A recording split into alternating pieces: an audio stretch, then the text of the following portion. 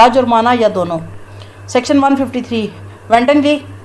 Giving provocation with intent to cause riot if rioting be committed if not committed. अगर किसी किस्म का right या फसादात बर्पा नहीं हुए और इंटेंशनली क्या किया जा रहा है, हवा दी जा रही है ताकि फसादात बर्पा हों, तो सेक्शन 153 लागू होगा। हुएवर मैलिग्नेंटली, मैलिग्नेंट मतलब बुरी नीयत के साथ, और wantonly by doing any thing which is illegal, कोई भी ऐसा काम जो कि गैर कानूनी है, gives provocation to any person intending or knowing it to be likely that such provocation will cause the offence of writing be committed, कि किसी भी शख्स को इस हद तक उकसाता है कि वो फसादात बर्पा हो जाते हैं। अनलॉफुल असम्बली चल रही थी लेकिन उसमें वो इतना उकसाना शुरू कर देता है कि बुरी नीयत के साथ, ठीक है, मैलाइन इंटेंशंस के साथ वो इतना उकसाता है कि वो वहाँ पे फसादात बर्पा होना शुरू हो जाते हैं, ठीक है। राइटिंग होती है shall if the offence of writing be committed in consequences of such provocation, उसके उकसाने पर अगर राइटिंग होती है be punished with imprisonment of either description, तो उसको दोनों तरह में से कोई एक सज़ा मिलेगी विच मे एक्सटेंड टू 1 ईयर, जो 1 साल तक की कैद हो सकती है, or with fine or with both. And if the offence of writing be not committed, और अगर उसके उकसाने के बावजूद राइटिंग नहीं होती, फसादात बर्पा नहीं होते, तो उसको कितनी सज़ा मिलेगी, 6 माह तक मिलेगी। अगर उसके उकसाने पर 153 क्या कहता है कि किसी शख्स की बुरी नीयत से उकसाता है वो और फसादात बर्पा करवाता है, फसादात बर्पा हो गए तो 1 साल तक की कैद या जुर्माना या दोनों, और अगर फसादात बर्पा नहीं हुए उसके उकसाने के बावजूद तो 6 माह तक कैद या जुर्माना या दोनों। Section 153A promoting enmity between different groups, 2 या 2 से ज़ायद ग्रुप हैं, ठीक है, मुख्तलिफ किस्म के ग्रुप्स हैं, ग्रोहों के दरमियान क्या किया जा रहा है कि उनमें दुश्मनी को बढ़ावा देने की कोई कोशिश करता है, तो 153A लागू होगा, जो क्या कहता है whoever by words either spoken or written, मतलब वो ज़ुबानी कलामी अपने अल्फाज के ज़रिए, लिखे पढ़े चीज़ों से मतलब लिटरेचर के ज़रिए किताबी शक्ल में या पम्फलेट शाया करके, या किसी सेक्रेटरी के एक्टिविटी के ज़रिए, साइंस के ज़रिए, और बाय विजिबल रिप्रेजेंटेशन मतलब वीडियो ऑडियो या पिक्टोरियल फॉर्म में, otherwise promotes or incites or attempts to promote or incite on grounds of religion, race, place of birth, residence, language, caste or community or any other ground whatsoever disharmony or feelings of enmity, hatred or ill will between different religious, racial, language or regional groups or caste or communities। कोई भी शख्स क्या करता है जनाब, किन किन बुनियादों पर किसी की नस्ल, ज़ुबान, मज़हब, उसके फ़िरके, अकीदे की बुनियाद पर उकसाता है, ठीक है, किन तरीक़ों के ज़रिए, लफ्ज़ों के ज़रिए, ठीक है, लिखे पढ़े या मुंह से बोले हुए अल्फाज के ज़रिए, या साइंस के ज़रिए, साइन लैंग्वेज के ज़रिए, ठीक है, या विजिबल रिप्रेजेंटेशन वीडियो या तस्वीरी फॉर्म में किसी किस्म की एक्टिविटीज़ करके दुश्मनी को बढ़ावा देता है मुख्तलिफ ग्रुपों के दरमियान, तो क्या कहा जाएगा। या फिर क्या करता है commits or incites any other person to commit, या वो खुद नहीं ये काम कर रहा, किसी दूसरे शख्स को कह रहा है कि उसको बढ़ावा दे रहा है या उसको वो पुश कर रहा है कि वो इस तरह की कोई एक्टिविटी करे, ठीक है, ग्रुपों के दरमियान तसादुम या उनके दरमियान दुश्मनी के बढ़ावे की वजह बने। या क्या है ऑर्गेनाइजेज, या वो क्या कर रहा है, कोई ऐसी चीज़ ऑर्गेनाइज कर रहा है, कोई तरतीब दे रहा है, लेट्स सपोज कोई गैदरिंग ऑर्गेनाइज करके उसमें लोगों को उकसा रहा है, ठीक है, तो क्या होगा, shall be punished with imprisonment for a term which may extend to 5 years with fine. अब जैसे देखिए बड़ा कॉमन सा है कि अक्सर मौलाना हजरात मुख्तलिफ सेक्ट्स या मुख्तलिफ ग्रोहों के, वो दूसरी सेक्ट के बारे में, दूसरे रिलीजन के बारे में, दूसरे लोगों के बारे में हेट स्पीचेस करते हैं, ठीक है, काबिल नफ़रत मवाद की इतनी तशहीर करते हैं कि आम बंदा जो है वो उनकी बातें सुन के, उनकी किताबें पढ़ के, उनका लिटरेचर देख के, उनकी वीडियोज़ देख के उकसाया जाता है, और वो अपने दिलों में मुखालिफ या दूसरे जो ग्रोह हैं या ग्रुप्स हैं या रिलीजियस या कास्ट या नस्ली बुनियाद पर या ज़ुबान की बुनियाद पर जो मुख्तलिफ ग्रुप्स हैं उनमें दुश्मनी बढ़ जाती है, हम इतनी नफरत करना शुरू कर देते हैं कि हम दुश्मन बन जाते हैं। शिया सुन्नी फसादात आपने देखा होगा कुरम में, पारा चिनार में जो हो रहे थे, वो इन्हीं चीज़ों के नताइज हैं, ठीक है। ऐसे मौके पे क्या सज़ा होगी जनाब, 5 साल तक की कैद और जुर्माना, एंड विद फाइन है, ठीक है, और नहीं है, एंड का लफ्ज़ यूज़ हुआ है, मतलब 5 साल तक की कैद भी होगी और जुर्माना भी होगा। Section 153B inducing students etcetera take part in political activity, आप क्या कर रहे हैं जनाब, तालिबे इल्मों को उकसा रहे हैं कि वो सियासी सरगर्मियों का हिस्सा बने, तो 153B होगा, ये इंपॉर्टेंट सेक्शन है। Whoever by words either spoken or written or by signs or by visible representation or otherwise induce or attempts to induce any student or any class of students or any institution interested in or connected with students to take part in political activity which disturbs or undermines or is likely to disturb or undermine the public order। कोई भी शख्स लफ्ज़ों के ज़रिए, लिखे पढ़े या ज़ुबानी लफ्ज़ों के ज़रिए, साइंस के ज़रिए या विजिबल रिप्रेजेंटेशन के ज़रिए क्या करता है, स्टूडेंट्स को या ऐसे इदारों को जहाँ पे तालिबे इल्म मौजूद हैं उनको इन्वॉल्व करता है, उनको उकसाता है कि वो किसी किस्म की ऐसी एक्टिविटी का हिस्सा बने जो कि अमन आमा को नुकसान पहुंचाए, ठीक है। पब्लिक ऑर्डर के मेंटेनेंस या पब्लिक ऑर्डर या हमारा जो कायद ज़वाबित है उनको उनकी खिलाफ वर्जी करे तो उसको क्या सज़ा मिलेगी? Imprisonment which may extend to 2 years or with fine or both, उसको 2 साल तक की कैद की सज़ा या जुर्माना या दोनों। सेक्शन 154, ओनर और occupier of a land on which N unlawful assembly is held, जहाँ पे मजमा खिलाफ कानून अनलॉफुल असम्बली होती है, उसका जो ऑनर या ऑक्यूपायर है, ऑनर क्या है जनाब? मालक है। ऑक्यूपायर मतलब जो उस वक्त वहाँ पे जिसका कब्ज़ा है, ठीक है। ऑनर मालक और ऑक्यूपायर कब्ज़ा, ये 2 अलग चीज़ें होती हैं, क्योंकि एक घर है, हो सकता है कि मालिक मकान खुद रह रहा हो सकता है उसने किराए पे दिया हो, तो ऑक्यूपायर क्या कौन होगा? किराएदार ऑक्यूपायर होगा, ऑनर तो मालिक होता ही होता है। 154,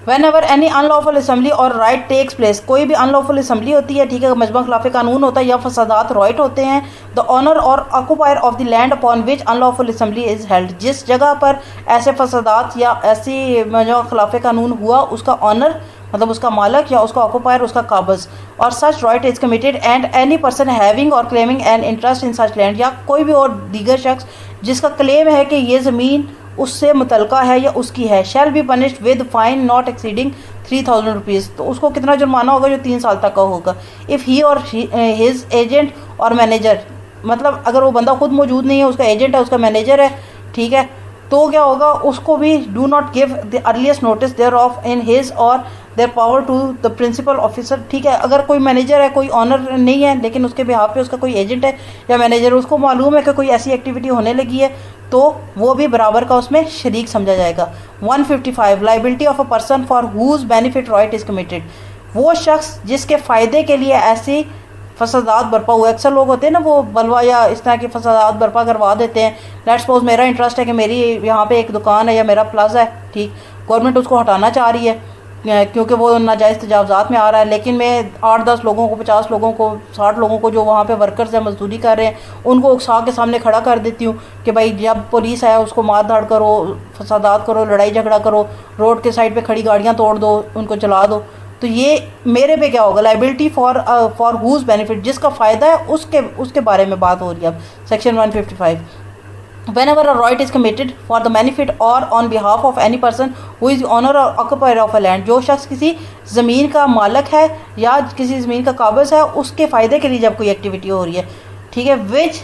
सच riot takes place or who claims any interest in such land or in the subject of any dispute which gave rise to the right or who has accepted or derived any benefit from there, या कोई ऐसा शख्स जिसका फ़ायदा उस right के ज़रिए होगा, ठीक है, उसको पनिश किया जाएगा, will be punished, shall be punishment with the fine, or he or his agent or manager having reason to believe that such right was likely to be committed, वो मैनेजर या एजेंट जिनको मालूम था कि ऐसा कोई राइट होने लगा है, अनलॉफुल असम्बली होने लगी है, लेकिन वो उसके बावजूद किसी को मना नहीं करते, इन्फॉर्म नहीं करते, यूज़ ऑल अनलॉफुल मीन्स और in his or their power to prevent such assembly or right from taking place and for suppressing and dispersing the same. Section 156, liability of agent or of owner or occupier for whose benefit riot is committed, कोई शख्स जिसके फ़ायदे के लिए कोई right हुआ, फसादात हुए हैं, उसके एजेंट या जो होगा उस पर क्या जिम्मेदारी पड़ती है। सेक्शन 156 कहता है जनाब कि वो भी ऐसे ही उसको पनिश किया जाएगा, who has accepted or derived any benefit from there, जिसने किसी किस्म का भी फ़ायदा लिया, the agent or manager of such person shall be punished shall be punishable with fine, मतलब उसको जुर्माने की सज़ा सिर्फ होगी, ठीक है। Section 157, harbouring person hired for an unlawful assembly, किसी शख्स को जिसको आपने क्या किया, हार्बर करना होता है किसी को मदद देना, ठीक है, उसको साथ देना या उसको मदद करना। Harbouring persons hired for an unlawful assembly, किसी भी शख्स को, मतलब कोई भी ऐसा शख्स है जो कि मदद फ्राहम कर रहा है, किन लोगों को, जिनको उसने हायर किया हुआ है, किस काम के लिए, अनलॉफुल असम्बली के लिए। लेट्स सपोज मैंने पहले बात की थी 5-5 हज़ार दे के बंदे इकट्ठे करके एक मजमा खिलाफ कानून बना दिया जाता है, फिर उसके बाद वो क्या कर रहा है, उनको मदद फ्राहम कर रहा है, उनको सपोर्ट कर रहा है। कैसे सपोर्ट कर रहा है? हो सकता है उनको वहाँ पे अंदर जाके आग लगाने के लिए माचें प्रोवाइड कर रहा हो सकता है उनको वहाँ जाके पेट्रोल बम प्रोवाइड कर रहा हो, तो वो हार्बरिंग कर रहा है, वो उनकी मदद कर रहा है। Section 157, whoever harbors, receives or assembles in any house or premises in his occupation or charge or under his control, कोई भी शख्स किसी जगह का कंट्रोल रखता है, ठीक है, उसके पास उसके इख्तियारात हैं और वो क्या करता है, वहाँ पे उनको लोगों को मदद फ्राहम करता है इकट्ठे होने में, रिसीव करता है उनको, मतलब जमा करता है या वहाँ पे मजमा लगाता है, ठीक है, knowing that such persons have been hired, के उसको पता है कि ऐसे लोग क्या है कि वो हायर हुए हैं, वो किराए पे आए हुए हैं, इंगेज और एम्प्लॉयड, ठीक है, or are about to be hired, या उसको ये मालूम है कि इन लोगों को हायर किया जाने वाला है, या उनको इंगेज किया जाने वाला है, या उनको एम्प्लॉय किया जाने वाला है, टू जॉइन और become member of unlawful assembly, किस काम के लिए, मजमा खिलाफ कानून का हिस्सा बनने के लिए उनको हायर किया गया, उनको पैसे दिए गए हैं, और shall be punish with imprisonment of either description for a term which may extend to 6 months or with fine or both, क्या सज़ा होगी, 6 माह तक की कैद या जुर्माना या दोनों। Section 158 being hired to take part in an unlawful assembly or riot or to go armed, कोई भी शख्स, लेट्स सपोज अब मैं हूँ, मुझे हायर किया गया, मुझे 5,000 दे दिए गए कि तुमने फ़लाँ अनलॉफुल असेंबली का हिस्सा बनना है। यूजली ये जो मजमा खिलाफ कानून या इस तरह के फसादात होते हैं वो हायर्ड लोग ही होते हैं। आम गरीब गुरबा को बसों में भर के खाने के लालच दे के दिहाड़ी पे ले जाया जाता है और वहाँ पे उनको इस्तेमाल किया जाता है। सेक्शन 158, ठीक है,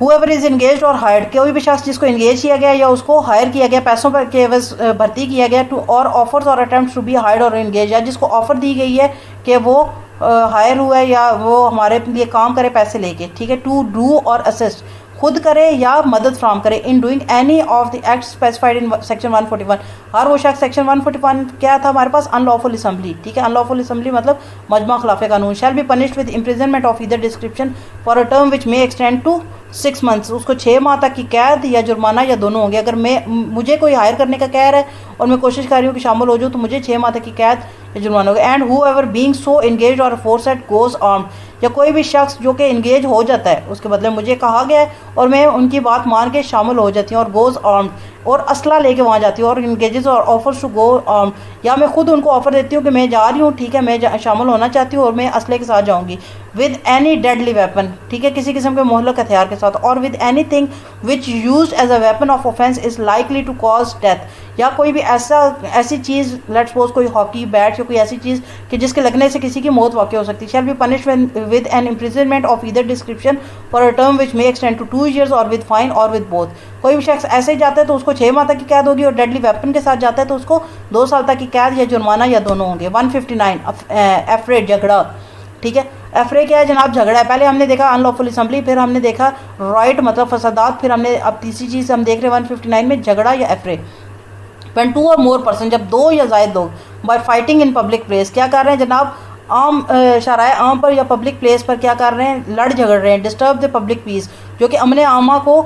डिस्टर्ब कर रहा है, they are set to commit an affray, तो उन्होंने क्या किया, उन्होंने अफरे किया, उन्होंने झगड़ा किया। 2 या 2 से ज़ायद लोग आपके पास पब्लिक प्लेस पे लड़ाई झगड़ा कर रहे हैं जिसकी वजह से नक्स अमन होता है, ठीक है, तो उसको क्या कहा जाएगा, अफरे हुआ है, यानी कि उन्होंने झगड़ा किया। सेक्शन 160 में हमारे पास क्या है, अफरे की पनिशमेंट है, जो कि क्या हमारे पास मे एक्सटेंड टू 1 month, कोई पब्लिक प्लेस पे 2 या 2 से ज़्यादा लोग झगड़ा करते हैं जिससे नक्स अमन होता है तो उसको 1 माह तक की कैद होगी और विद फाइन और जुर्माना होगा, जुर्माना किस हद तक हो सकता है, 3,000 तक का जुर्माना हो सकता है या दोनों होंगी, ठीक है। This was the today's session और पीपीसी यहाँ पे एंड हो जाता है। इसके लिए एसडी पैरा के जो हमारे पास सेक्शंस थे। Thank you so very much for your time and for watching. Do like and subscribe our channel और होपफुली आपको समझ आ गई होगी। कोई चीज़ समझ नहीं आती हमारा व्हाट्सएप ग्रुप ज्वाइन करें, एडमिन से रब्ता करें, आपको चीज़ें क्लियर की जाएंगी। Thank you so very much.